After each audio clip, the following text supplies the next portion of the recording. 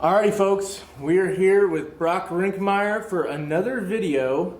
We are going to be breaking down some of his best baits for the fall. We're here mid to late September, classic Missouri weather. You know, we had some nice 70-degree days here last week, and now we got 3 straight days of 90 degrees. And that water temp really hasn't hit a breaking point of significant dropping yet. I mean, we're seeing 79 to 81 pretty consistently, very upper ends of the arms. You might see mid-70s right now. But we are not far away from things changing. And Brock has fished this lake for many years and done really well in a lot of bass fishing tournaments. So we're going to have Brock break down as we get further into the fall what it is he's going to be doing on the baits, what he's going to be throwing, and why. So with that, Brock, what are some of the things that you're going to be looking for here in the coming weeks? I'm going to be looking for them to start moving into the creeks and even into the backs of the creeks come, like, I would say October, which is right around the corner. Yeah. And I'd be throwing a big spinner bait, like a booyah. I think it's a Jason Christie. I don't even know what it's called, but Jason Christie designed it. It's booyah. Or even like a custom double Colorado blade in some of your muddier water up around like Bucksaw, around those shallow stumps and those creeks. And then another player, I think, is a black and blue jig in these creeks around the shallow cover. And then you got your square bills, your balsa square bills. These can be a big player in the backs of those creeks, or even down a flat leading into the back of a creek. Or try to bounce this thing off the stumps, any limb. Try to hit something with this, whether it be rock or a limb, anything. That'd be your best bet to get a bite on that. And then if you see a bunch of shad and them schooling or something, I would throw you some kind of topwater, whether it be a buzz bait or a whopper plopper, chopo. I prefer to throw that on braid, that and a buzz bait. And I would say with those, just those three, you should have a pretty good time out on the water. Now this is the larger size whopper plopper. Is that kind of, you look for that larger size? Will you downsize the whopper plopper at all? In the fall, in the backs especially, like even I've seen some guys doing this with their square bills, is instead of throwing the 2.5, throwing the 1.5 in the fall, because you got a lot more little shad in the back, and it seems like you can get more bites on something smaller. Same with the whopper plopper, like a mid-sized one, I've seen it do better than the big one. Yeah. But you just kind of have to experiment and see what they want at that time. Sure. So on the spinner baits, you've got some Colorado blades, and I know like the one Jerry McCutcheon design's got a couple of big willow blades on it. Yeah. What's your opinion on the differences there? I know the Colorado blades throws off more vibration in the dirty water. They can find it better, but what's your opinion? Because a lot of people are throwing those willow blades. I would say in the cleaner water, which we're experiencing this year, I would say the willow blades are going to be what I would be throwing on the lower end to, like, 10 miles up a river. But if you're past Bucksaw and or up the Osage and you see muddy water, that's whenever this thing comes into play. Yeah. But around your trees and stuff on the lower end, if you're fishing deeper and whatnot, the willow blades are the way to go. Now, are you throwing a trailer hook? Because I don't see trailer hooks on these. I personally do not.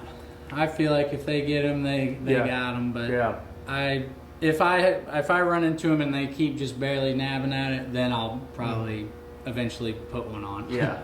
Well, in Truman, when you're throwing around a lot of cover, the extra hook might get you hung up on some trees and stuff. Because we throw around wood and we try to hit the trunk of those trees with this, and they will get hung up.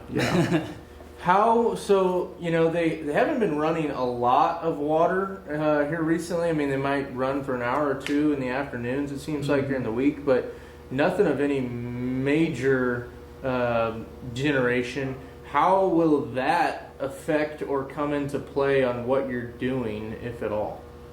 I don't think it's gonna. I mean, they haven't ran water since like a month or so. I mean, it's been pretty low, and I think it's going to stay pretty low, around that 704, 705 range Yeah. for till all the way till winter, till next spring. Yeah. So I don't think you'll have to worry about it. If anything, it's going to make the fishing more stable, like more consistent. Yeah. You can actually go to the back of a creek and then be there more than one time throughout that month, Yeah.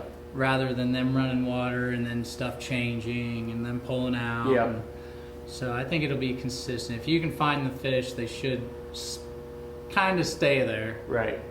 What do you look for as far as when they do start to push back into the creeks a little bit? Is there a water temperature or a date of the year that it's like the switch? Like, this is what I'm now looking for in the backs of the creeks. Is there? I would say it's mostly shad. Okay. I mean, I would say like 60s once we start dropping down in the 60-degree water, but mostly just watching the shad, seeing what the shad are doing. I've noticed a lot of them out there in that 15-foot range right now, except for in the mornings they'll push up into that shallower water. But Yeah. just go in the backs of those creeks, and if you see shad, there should be bass right behind them. Yeah. Absolutely. Along with all the white bass. And Yeah, hybrids. and you will get some on this freaking spinnerbait right here. You will catch hybrids and white bass back there too. It's gonna get good back there. and it's Surprisingly gonna be fun. shallow. Yes. Oh yeah. They're either going to be out in the middle chasing those shad, or they'll even be on cover. I've caught plenty of hybrids next to trees. Yeah. With this fall transition. Yeah. Than ever. It's going to be pretty good. Yeah. If you had to pick just one bait to be throwing over the next month and a half through October, what bait would it be?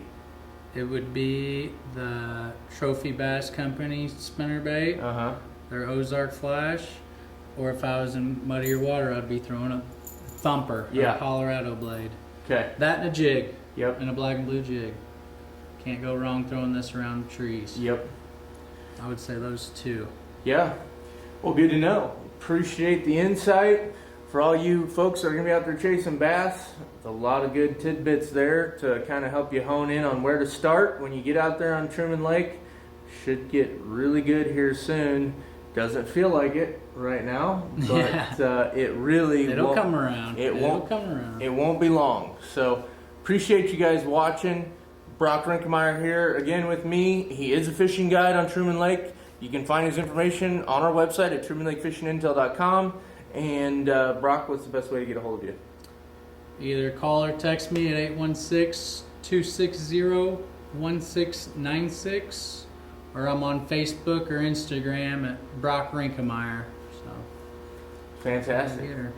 You'll have a good time. You get out there with Brock. So be sure to give him a call, and he will get you on some fish.